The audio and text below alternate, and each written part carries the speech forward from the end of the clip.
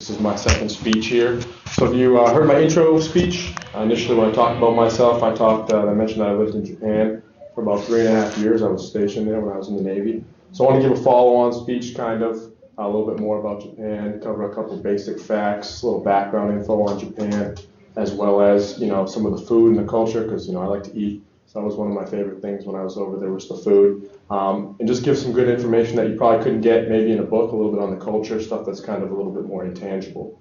Just so to kind of start off, Japan, I'm sure you all know, it's in Asia, Eastern Asia and the Pacific. It's kind of an oval country, so being that it's not too far east to west, it's very north to south based. The weather changes drastically if you were to compare, northern Japan and like the Hokkaido region. It's probably even colder than around here. They get a lot of snow. They have a lot of skiing, snowboarding, stuff like that. They have a winter fest every February in Hokkaido, and I've heard people that went up to it. I personally never got the chance to go, but I know people that have went from Chicago, Illinois area that said it was cold. It was freezing. And then it goes all the way down to the extreme, Okinawa. It's like tropical, kind of the same climate as Hawaii. So totally different extremes, all in the same country, which is cool.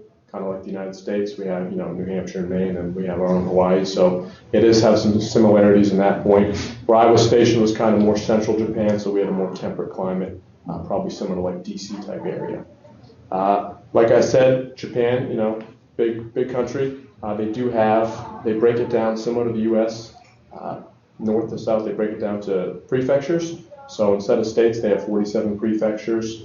Each one is covered by usually a governor, and they have cities and villages and stuff inside them. Where I lived was the Kanagawa prefecture in a city called Yokosuka, and that area was, like I said, central eastern coast of Japan. Weather was pretty temperate, 4 distinct seasons. Very hot, humid summer that probably lasted a little bit longer than here, probably like late April through September. Very hot, very humid. The winters were cold, but definitely not like New England. If they got an inch or two of snow, they pretty much canceled Christmas. I mean, they would freak out, trains stopped, everything.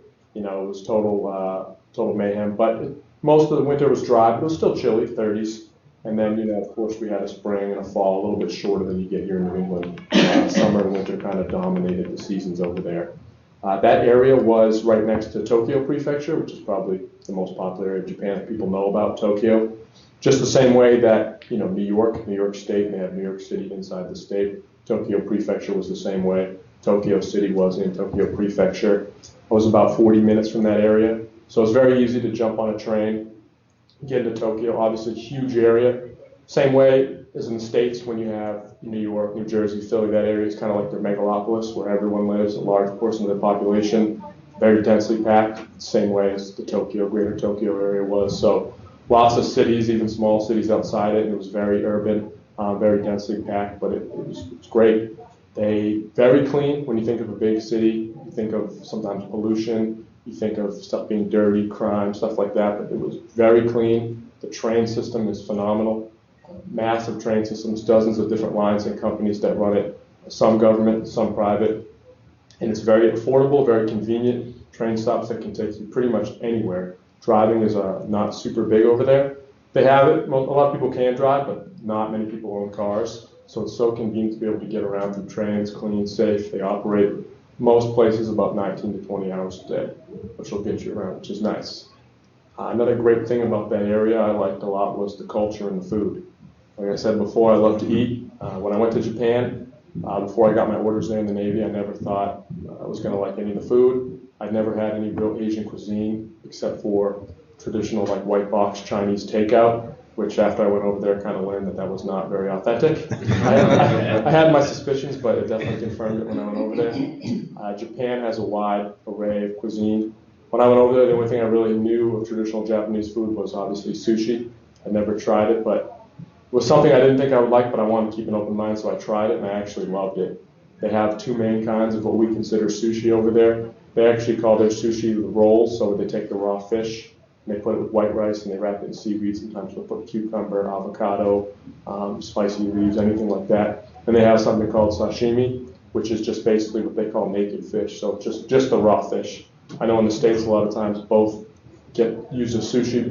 In Japan, the term does get kind of thrown around liberally, but when they get real technical with it, when you go to like the real big sushi places, that's where they separate it into the sushi rolls and sashimi, both which were great. Great cuts of salmon, tuna. They do squid, calamari, all that stuff. It's all good. But they also eat about a lot of other foods I would have never guessed. Horse sounds gross, but that's actually a big staple in their diet. Something I never thought I would be willing to try, but I gave it a try. They actually have a dish where they serve it raw. So I tried some raw horse. Wow. It was interesting. Definitely a one-time thing. I don't think I'm going to go back and try it again, but it was cool to say I tried it. And they also have a lot of plant-based food. They eat a lot of cabbage. They also have a lot of shellfish cooked just the same way we would. They like hot noodles. They usually make a lot of hot noodle pots with, mushrooms, cabbage, chicken, rice, and they boil it in and they serve it. So a lot of good food like that. And like I said, never really had the Asian food before, but when I went over there, I was hooked. And I really, really liked it. It was some of the best food I've ever eaten. And I also enjoyed the way in their culture they have a style of eating called izakaya. So if you were to go into these certain restaurants, as opposed to just sitting down at a table, a waitress gives you your menu, you order some drinks, the food, they bring you it, you eat, and then you pay. They usually brought you into, not necessarily your own room, but it was the restaurant would be kind of broken off with almost like partitions. So you're in your own kind of area, and you and your party would sit down, and they would have basically a little buzzer, and you'd ring, and you just order small appetizers, small little piece meals, maybe $2, $3 a piece. Throughout the night, you and your whole party would stay there. The expectation was probably 3-4 hours. And you just have drinks, socialize. It was a very social type thing, which kind of plays along with their culture of being respectful and harmony and everything and listening to people. So I really enjoyed that style of eating and socializing. And that was one of my favorite things about being over there and getting to know the culture. So I know I kind of went over a lot, kind of focused on the food because lunchtime and then we're all hungry. Tried to give you a little brief insight of what Japan was like, but if anyone has any more questions or wanted to know anything more specific, now's the time, feel free to ask. Well, thanks for listening to my speech today. I had a good time. Glad I got to share a little bit about myself with you guys. Very nice. Thank you for doing that, Art. Again, Art's the kind of guy that you need something, he's the first guy to just jump right in and do it. And you've never hesitated to get up here and speak, so that speaks volumes about you. So nice job, Art. Did you want a few minutes to gather your thoughts about that? We can do some table I topics? can go right now. Yeah, should I go Okay, sure. The floor is yours, sir. Yeah, all right. So, I mean, the great thing about this, and you kind of introduced it as you're sort of giving us, things that we may not learn in a book. So you sort of set the tone and you said, this is what I'm going to tell you and why. So I thought that kind of jumps us right into it. And you did an awesome job, and no pun intended, of orientating us to trying to kind of compare things to the New Hampshire equivalent, or like this is how the weather compares. And so having not known any of the stuff about like the climate of Japan, I was genuinely surprised that realizing that they have the extremes of hot and cold that we have here. So that was really cool, and you told us why it was relevant, how it relates to us. When I picture a cleaner New York, like you're painting that visual imagery in our head. So even though I have no experience with this, like I know exactly what you mean. So I think you did an awesome job of kind of setting the place and kind of building that visual imagery in the listener's head. So I think you did an awesome job breaking it up with a couple of pieces of humor here and there, just kind of interspersing something that sort of changes the tone and breaks up the kind of this is the next and this is the next, and you kind of give us a spot to get re-engaged with the speaker. So I thought that was really good. If I could give you any kind of positive criticism, I would just say because your tone of voice is very low and very soothing, it's going to be important to change it up, and you could even push it further with the humor and just if you're engaging with people and kind of giving a little bit of insight of this is what I wanted to say, and then this is kind of my own little like impersonation of it or impression of it. It kind of helps to, because us guys with the low voices are like after a while you just kind of get to the point where you just keep and it's like okay. So not that, but like I said, you did a good job of breaking it up with the humor. So I thought you did a good job of that. And then just kind of like movement with the body, engage the whole room. Obviously, with 5 people in the room, it's not as big of a deal. But if you've got 30 people in a concert hall and you're trying to talk to the back of the room, make sure that those people are engaged too. You can ask questions of the audience. Hey, have you ever been to New York? All right, so you kind of know what's going on here. So if you engage people and you move around the room and you get people to feel like, you know, they're involved and they're kind of the participants, then I think that would push it even further, but you did an awesome job. So. I agree. Very nice. Thank you, Ben. I appreciate that. And yeah, you hit on some very, very good points there. And Art, I think it doesn't seem like the nerves really affect you. Again, you're the first guy to jump up and volunteer and do something. So it seems like you're past that stage now. Now it's fine tuning things like what Ben had just said. And things like it depends on the room. I mean, we're kind of hemmed in with desks and chairs, but you can start walking around and eye contact with people. And I agree. I think breaking things up a little bit along the way. So when you talk about, just for instance, about transportation, you know, you're talking about the public transportation, then all of a sudden cars. And then you can break that up by pausing a little bit just to break up the point a little bit. And then, hey, cars, they don't really use them. And kind of elevate, like inflect the voice a little bit in certain parts. There'll be certain parts of a speech that require some good emphasis. And you know it's coming. You have it up in your mind. It's like, this is the point I really want to make. Take a second and then emphasize. Drive it home and then change the tone a little bit somehow to break that up and get everybody's attention. It reminds me, there's a commercial on TV. I just saw it the other day. It's for Fallon's Furniture or something. And the girl does a decent job. She's talking, she starts like this. It's very stiff, very scripted, obviously, commercials are. She's like, next time you go for furniture, is it the first thing you want to buy is the cheapest, lowest quality furniture? No, I didn't think so. And it's just completely flat, and it doesn't connect. And so you can kind of think in your head, how would you change that up? Hey, Art, you need some furniture? Are you going to go out and go get the cheapest, low quality furniture? No? I didn't think so. So now, hey, guess what? Go with the Fallon's Furniture. You can break it up, the inflection, but it's just so flat, so droning, and I can't stand it, really. Anyways, but yeah, so to your points, very well, and Art, again, very good job. So we can, tell you what, again, I'd like to focus on Dr. Shanita Williams because I know you have a very busy schedule, and I would love to hear, again, how you got to be such a good speaker and maybe some of the nerves. How did you get over some of those nerves? And you know, how much practice did you get? And again, how did you get to that point? Because you do such a great job. I'm just, maybe any advice that you have for the folks here. Yeah, no, I'd love to share. I think it's interesting for you to say, yeah, you know, how did you get to that point? Good speaker. And I think for me, I go, no, not. Because for me, I feel like it's a work in progress. The audience changes for me often, right? And so depending on your audience, right? So talking to my kids, I've mastered that audience, right? Yeah. I propel my kids to do something amazing. Actually, no, the new one on the block, the baby, she's kind of on her own. I have to build trust with her in order to kind of get, she's like, I don't know about her yet. But our audience changes so much. And so I'll be quite honest with you. I get nervous for every single presentation I do. I mean, thinking about even meeting you guys today. What can I get? You know, you want to think about, I mean, that energy is always there. Yeah. And I think I've learned to get along with that energy because it tells me, one, that I care. The moment you walk up to do a speech and you have no tinge in your tummy, you may be a little too comfortable, which means you may not be bringing your A game, right, too. So there's a healthy balance of the nervousness, which impacts a few C's I think about. So some of the things I think about are composure, connection, content, clarity, and confidence. So those are kind of the things that kind of go on my mind every time I think about engaging with people, even just in a small, intimate setting, one-on-one conversations. How do I, one, connect in a way that allows them to get the heart of my message?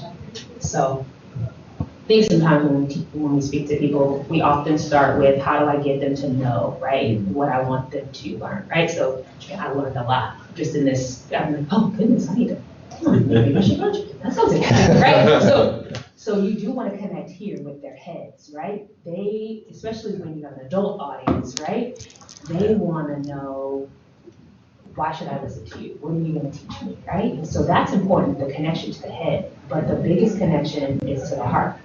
And how do I allow them in my space in a way where they get that my message is so heartfelt that they're almost compelled to do whatever it is that I was telling them to do. Does that make sense? And so if there's a disconnect between the head and the heart, the hands, right? So there's three parts. They're not gonna do anything. So oftentimes when I think about my content, I try to think about before I prepare a training, a speech, any kind of message to a group, I try to think about, okay, the content. What do I want them to know, do, or feel as a result of this? And I always go through that. What do I want them to know, do, or feel? And if I were to ask you guys, just those three things, if you were to isolate the speeches you've done so far, do you feel like you find yourself in one area more than the other? Out of the know, do, or feel? Where do you think you guys spend most of your time? No. In the know. Yeah. No? Yeah. No. The know. When you think about, Yeah, I haven't really done that many Yeah. speeches, so. yeah. But oftentimes it's like, okay, I've been asked to come to do this speech. Somebody's paid. If they were to sell out Verizon Arena, Snu Arena, let me get it right. And they came to see you. There's no doubt that we would be focused on what do we want people to know.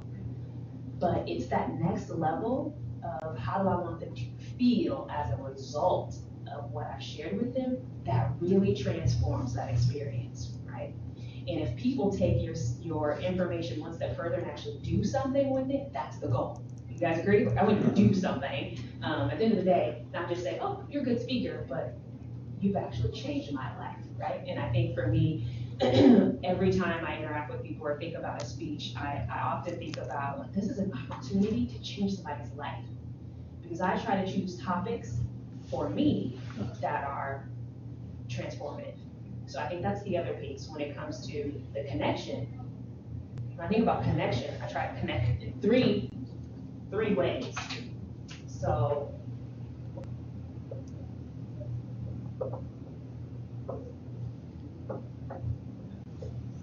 okay, let me ask you guys, because you guys have used the connect to the heart, connect. I've heard you guys talk about emote. What do you think are some key components of connection, or maybe who should you be connecting with? Who or what should you be connecting with? Your audience, right? Yep. Yep. Your audience. Who else? Or what else? Yourself. Yes. Yep. Your environment?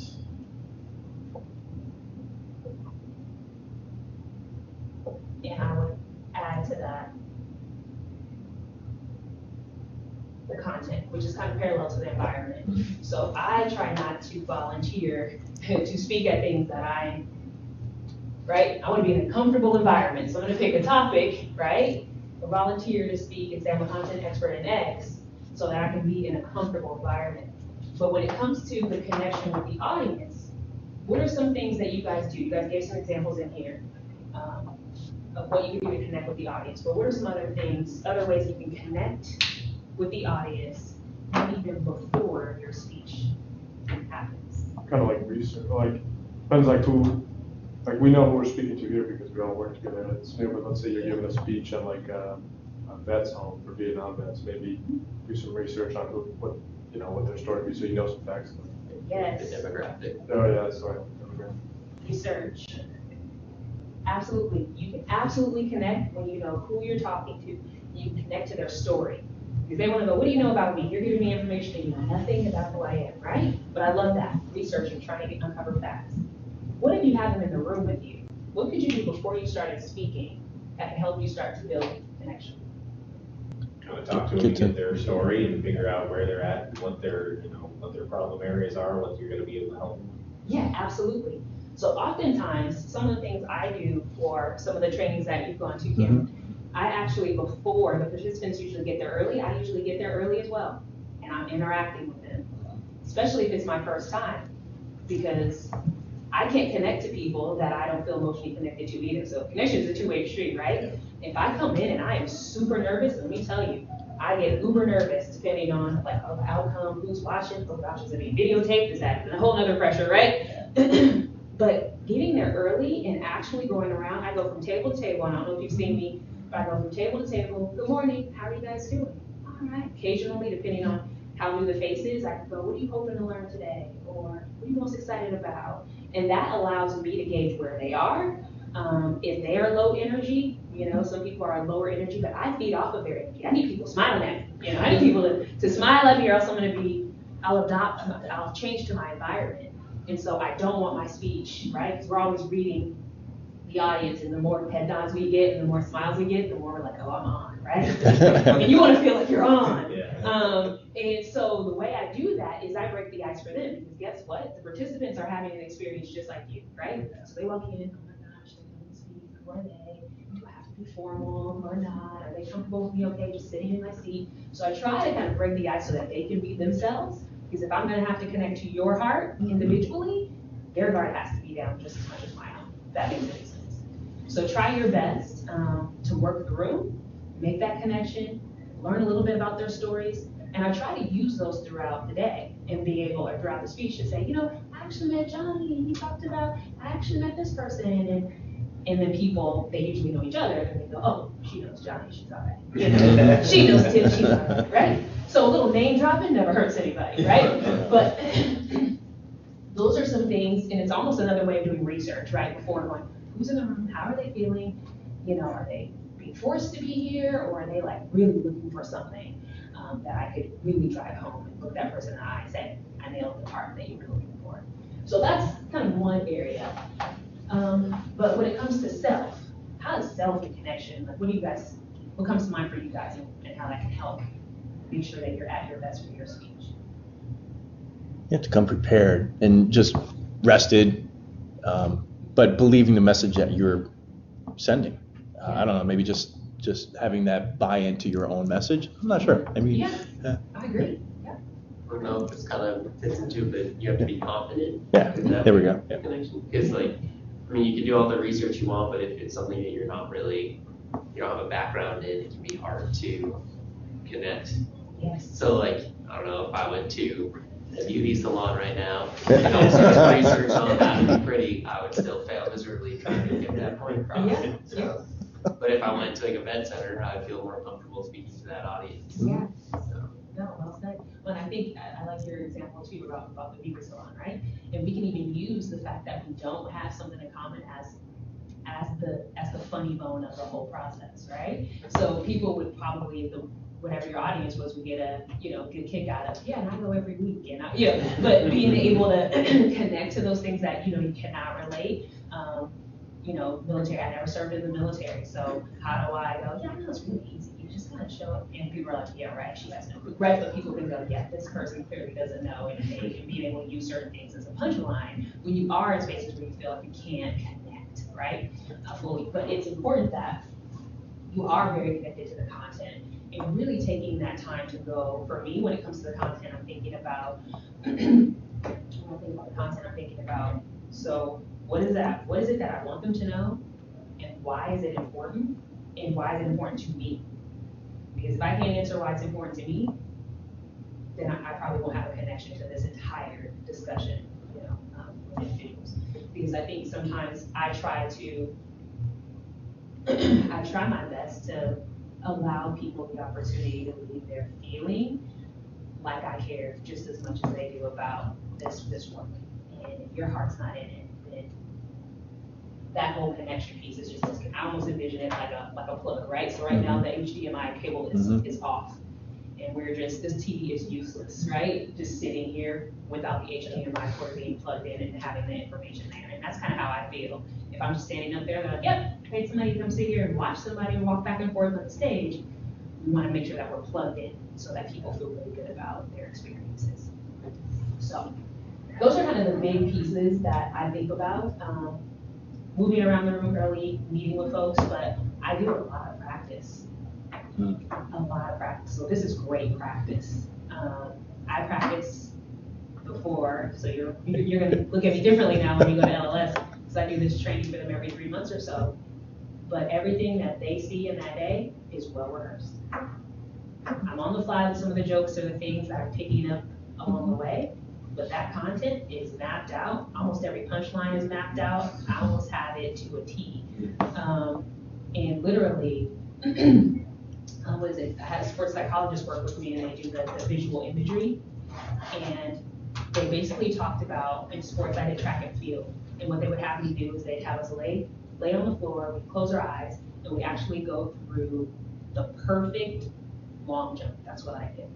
And so we would replay every step, and you would communicate, yep, I'm going to step back on my right leg, I'm going to lead off with my front. You went through every piece until takeoff. And then you say exactly how far you jump. So I would say, I jumped 20 feet, 5 inches. So you put it out there, but you would do it over and over and over. Because the brain, right? The brain can't tell the difference between perception and reality. Blew my mind. Right? So, for example, I think I shared this with you too. So the brain right now, or even people watch movies, and then you hear people scream in a movie theater, right? The brain can't tell if it's really like you're watching a fake movie, and people are grabbing arms and screaming in the movie theater because the brain thinks that's a real threat to you right now. Isn't that fascinating? So that's the same thing. You can trick yourself into hyper performance by telling your brain, I'm going through the perfect speech right now. And that's why you have to say it, and you have to do it over and over, because the brain will go, yep, when it's time to actually get up and do it, it knows, it has the memory, the muscle memory to just replay it right back. And I don't know about you, have you guys ever had times where you were done, you're like, how did I said that? Or somebody said, oh, I love what you said. Did I say that? You know? Every time. Every time. Every time. What happened? Is it over? What happened? Is it over? Thank you. How do I say? Yeah, but that's good. But the more you rehearse too, so that's the scary part. So sometimes I step off and then they go, oh, you said X. And I'm like, did I? I completely black out and I was on autopilot. And that's kind of crazy. You don't know what your brain's going to throw in there when you're not paying attention, right? So you kind of want to practice it so you can tell the brain, this is what I want to say if I black out, right? So it just kind of goes on autopilot for you, right? Like riding the bike, I don't want to think like push, I just want to ride. That's how you want to think about your speech. And so for me, I practice, I do several run-throughs. I actually go in the room that I'm going to deliver it. Have you guys ever done that before? That's good.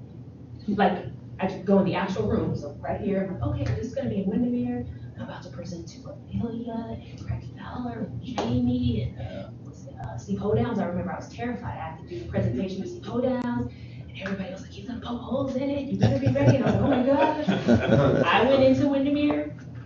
It was a Windermere seat, and I went in there, and I set up the room how I thought it was going to be, and I walked right up to that front, pulled down the screen. It was like my first 4 months here, too. So, gosh, like, how did I get in front of all of these people? And there was an ops review. And I went through, here's my content, how I'm going to stand, which side of the room I'm going to stand on. This is what I'm going to do. This is when I'm going to pause and turn to the screen. This is when I'm going to ask what are their thoughts. So that and I probably did it twice in the room. And then I went home, of course, and made sure that it came out the way I wanted it to. And then I stood up there, delivered it, and you know what Steve Hodown said to me? He said, at the end of it, and he asked everybody else questions. The one question he asked me was, you really enjoy the work you do, Wow. don't you? And I said, my answer was, yes, I do. I love the work that I do. He was like, all right. And then I was done. And I was like, are you kidding me? I prepared all day. But it was awesome because that to me spoke to the connection. Like I wanted him to know I'm connected to the work I'm doing. I know it. I really care about this work. And that's outside of the content. I don't know if he was paying attention to the details. Maybe he was just like, this person's convincing. You know, I don't know what he was thinking. But I was just like, I know what I'm doing. Here are the goals. This is why I'm trying to do this. And for his question, just to be like, you care about the work that you do. I thought, wow, I got to connect that I'm connected here at SNHU, that I want to be here. That's what I wanted to be with, not the stats, right? So I think that's, for me, the big kind of shift for me. We go through a lot of trainings with the leaders, and there's a laundry list of things that people will get. But at the end of it, I focus on how I want people to feel. And I want them to feel inspired, hopeful. I want them to feel like they can achieve anything. Those are kind of the big things that I feel like I try to message in all of my interactions to kind of help me get over my nerve wall that comes up every single time. It doesn't go away. And I tell my team, I said, the second that goes away, and you can't tap into that, be worried. You might have hit a level of either maybe super arrogance, where you're like, I could do this in my sleep. You're gonna get caught off guard, you know? And so do I. I get caught off guard if I don't prepare for what message I want people to get. So I hope you found that helpful. It's probably stuff you guys were already doing, already thinking about, but hopefully there were some new nuggets or things to think about to help you prepare. Thank you. Yeah. That's great. You can see why I've been so anxious to have her stop by the meeting. We've been talking about this for like 6 months. I should have had a PowerPoint. No, but This is the skill you guys are working on. You guys know this. This is amazing stuff. I mean, we're all, to try to influence somebody to your point of view, whether you're standing up in front of them or sitting table to table, that's powerful. And if you guys, all the tips you guys are using around, get your content out, get very clear about what your points are, and make those connections. I mean, this is a skill I think people are just sleeping on. Honestly, they're not paying attention. That if you master this, you can walk into to anywhere and tell every story, whether it was about military, it was about Japan. You can tell any story, and people will pay you if you can do it in a way that gets them to want to act. Right? And that's kind of scary. Not scary to get to people. Tony Robbins and over a level to show up just to hear you say something, right? And then people want to actually do it. That's the power you guys have. And that's why it's been such a benefit, because you just saw a brief window as what we have with the trainings. And after day-long trainings, you walk out of those empowered. And that's the feeling that she brings to it. And by the end of the day, you're really happy, you're jazzed up, and you feel like you accomplished something. And that's the feeling you bring to any kind of training, any kind of room. And you just saw a brief window of that. And I mean, just the quick points there. It was outstanding. So that's why I look forward to the trainings. And I can't thank you enough. Thank you enough. I appreciate the opportunity to come. Feel free to tap me on the shoulder. You did a great job in your speech. It was awesome to see what you could do in, I don't even know the time. I actually lost track of time because I was just really listening to what you were saying. So, keep doing this work, you guys. This is great stuff. This whole building, 1,500 people in the building, and you guys are in here putting in work to improve your public speaking. That says a lot. So feel free to tap me on the shoulder. Anything you guys need or tips, you guys can give me some tips because it's all about learning from one another. So. Nice. Cool. I can't thank you enough. And I know you've been super, super busy, so I can't I've thank been you enough trying for to your come time. too. It's been something that always happens on Friday. Friday's I supposed to be like know. an easy day. But it was like I always had something covering this time frame up, so I was excited to come see what you guys are doing. Nice. Thank you so much. We can do a quick round of table topics. Feel free to stay Yeah, no, I'd love unless you to. have anything else. I'd love to But speak. sure. Let's see. Well, I just wrote some names down, so it's going to be completely random. You may or may not be included. Oh, okay. Not to put you on the spot. You don't have to. So, I was watching Chronicle. Are you Chronicle? No, it was Steve Corman I was talking to about Chronicle. New Hampshire Chronicle. Well, we're always talking about New Hampshire in the hiking and everything. But I love New Hampshire Chronicle. It usually features local artists and people who have just found their niche and they make this home business, and it's usually like a craft or a business, and they go into their home and it just makes you feel like, gosh, I wish I could do that myself. Maybe in retirement, find that one little thing you can do and have that home business in the woods and with a big window looking out across nature, and you're just doing what you love. And I'm always kind of curious. I'm always thinking, boy, what would that one thing be for me? What if I retire? What would that one little job be? I had a small chance of that. I was a weather guy before, and my dream after the military was to go move back to New Hampshire and then just do forecasts in the morning and then go play with the kids and then happy life and all that. And it worked out for a little bit, but it kind of faded after a while. So I'm always kind of curious, for Cody, is there something that you've always been just dying to do? There's that one little hobby or craft that you could see yourself someday sitting at a window just doing what you love when you retire. Is there one little thing? What would your home business be? If you want to get up and talk about it. My home business. Come on up. Well, let's hear it, Travis. I do have a lot of business ideas. Lay it on us. I'm a big dreamer, I guess you could say. Actually, one of the like home businesses I was thinking of starting was a sports memorabilia company. I don't know. I thought it would be interesting as a arts and crafts type deal of making little small sports jerseys of your favorite teams and of your Red Sox, your favorite Red Sox players, and you put them on the baseball field and they're all in their positions and it's their jerseys for that year. So because every year the teams change, but you have that 2015 Red Sox team and the positions that they played. So that was kind of something I've thought about. And just I don't know where it comes from. I just randomly just pops it in my head and I'm like, yeah, it's a good idea. Let's run with it. And then I kind of play around with it and see what it is. But so that's kind of something that I've tossed around for a while. But maybe someday, but definitely not anytime soon. So, but definitely it's a sports memorabilia company. That would be something I would be interested in doing. Very cool. Very cool. How you doing? First time here. Hey, buddy. Nice. A friend of mine is a big time photographer. He emails a picture of the week every Friday. Get in my inbox every Friday morning. Not only does he send a picture, but he talks about that picture. He gives a nice little story behind it. And one particular week was he had a photograph of somebody doing what they love. I think it was a sport or something like that. And the story was basically a passion. So similar to like a home business. What's your passion? And that story was just trying to tap into what is your deep passion. What is it that motivates you in life? What drives you to that one thing? And so I'm kind of curious, Adam, what is the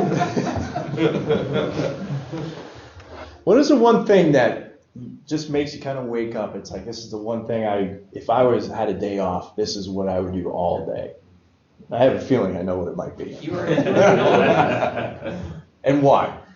And why? The floor is yours, sir. All right, sir. Okay, you do know what my passion is in life.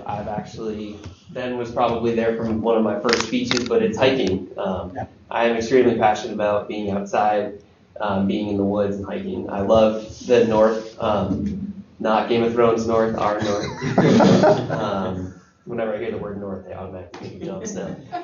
And it's just, I love being in the woods. It's peaceful. There's something about when you drive up through Franconia Notch. It's very, I think nostalgic's the word. Mm-hmm. You just all my worries and stress just go away. They're gone. And I guess that's what drives me. I mean, I work to put gas in my car to bring me north. It's just, I don't know. It's just such a great feeling. And then when you're on top of the mountains, not really Mount Washington because there's a million people up there, but on secluded mountains and you still get that view, you just feel accomplished. And you're alone or you're with your friends. And I always crack a beer at the top of the mountain and just kind of sit back, enjoy life. And that kind of reminds me of why I'm here, just to hang out. And another thing I'm passionate about, which goes with hiking, is safety. So I always have a first aid kit.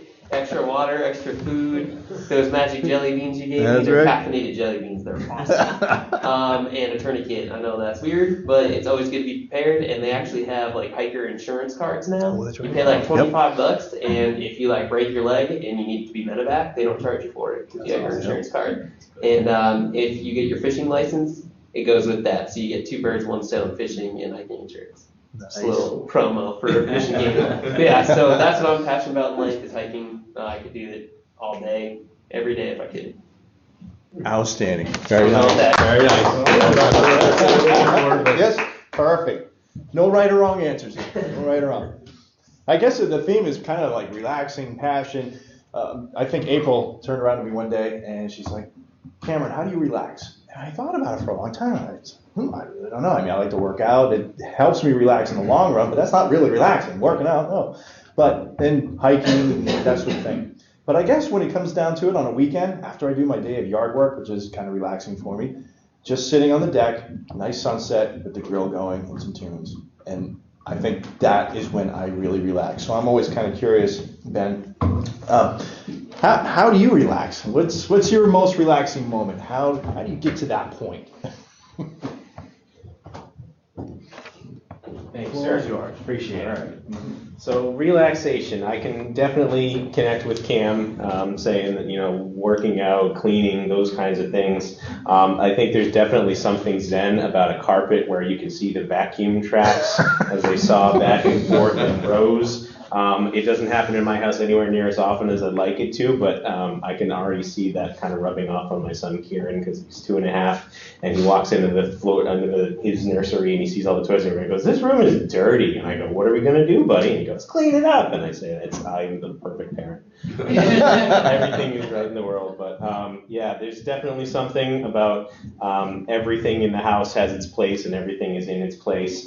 My parents, and specifically my father, are the exact opposite, where any flat surface is for storing whatever you're playing with at that given time. And then, my mother and I would come through and say, "Okay, let's find out where this belongs, and if we don't have room for it, it goes into the yard sale," kind of thing. So I think that comes from that, that pull of, am I a tinkerer like my dad, who likes to have, something to play with, and like today I'm going to rebuild a table saw, and tomorrow I'm going to learn how to sculpt leather, and he's always got these great ideas, and so I have those. And then I read a book, and I'll try and remember the name of it because it was a couple years back, but something about, do what you know, find your passion. And she's talking about how if you decide that you're going to build a leather shop and you're going to make belts for people, you have that whole area set up. And then when you're done with that, when your passion expires or you get tired of it and you need to change up, you pack that whole unit, it's on a rolling cart, and you put it away, and then you put out, your next passion, your next joy, the thing that, gets your brain going at that time. So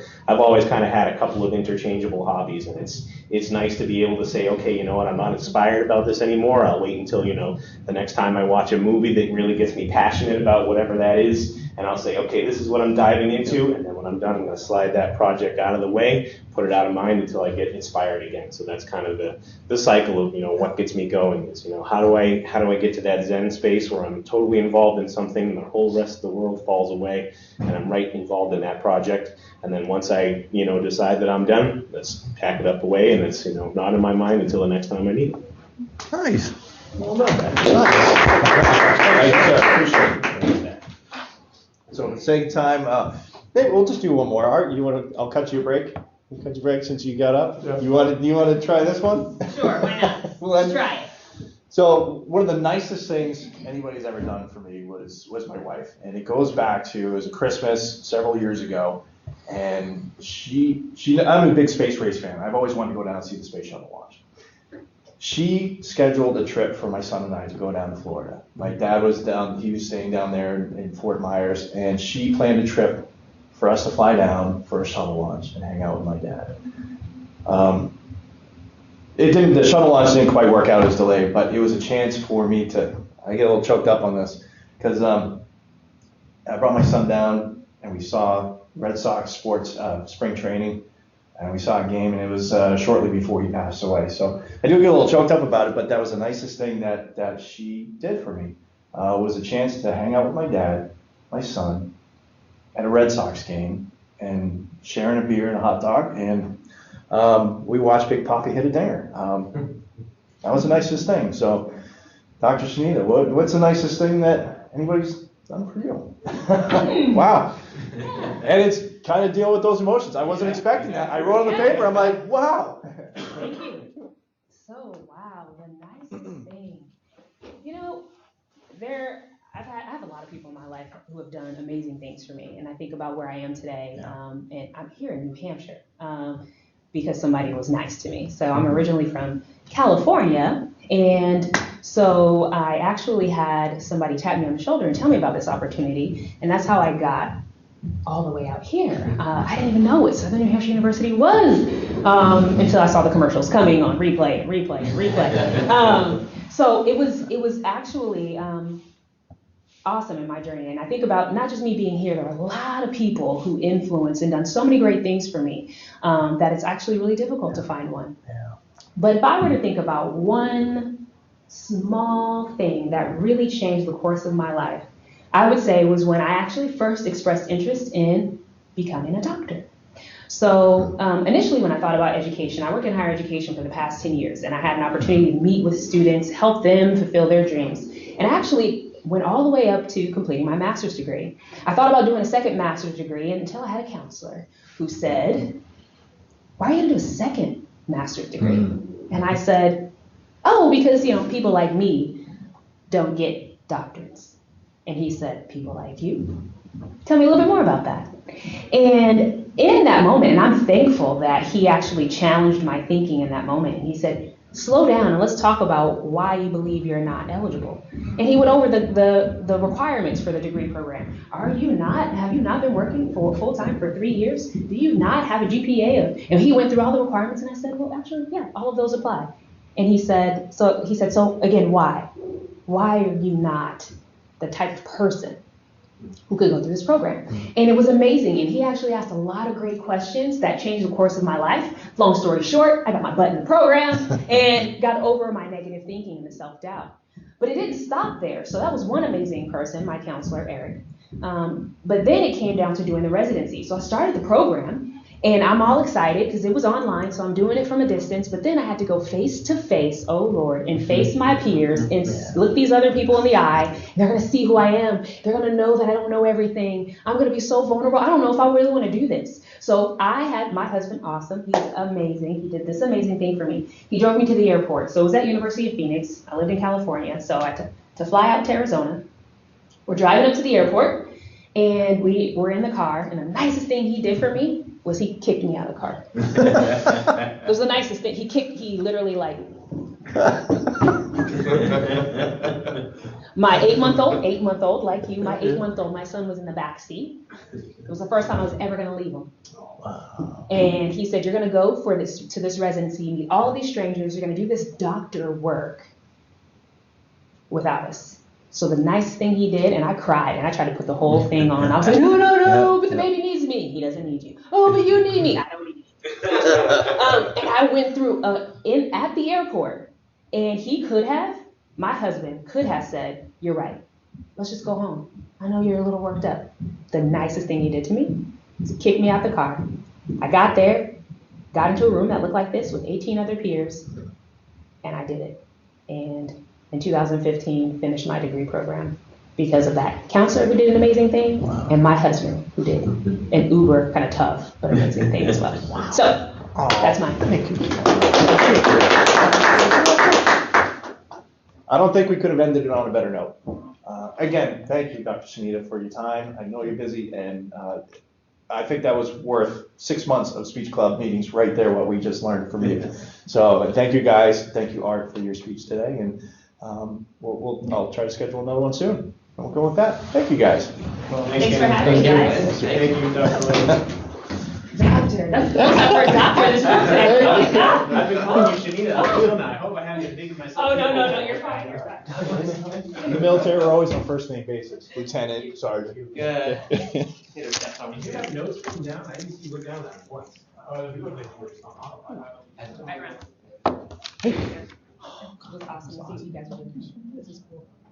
It's just, you're so full of information. It's just like, I just wish the whole school could just see you all the time. So, you make me smile. You make me smile every time I see you. Well, I gotta tell you that, like I tell you, I get nervous every time, and I always worry.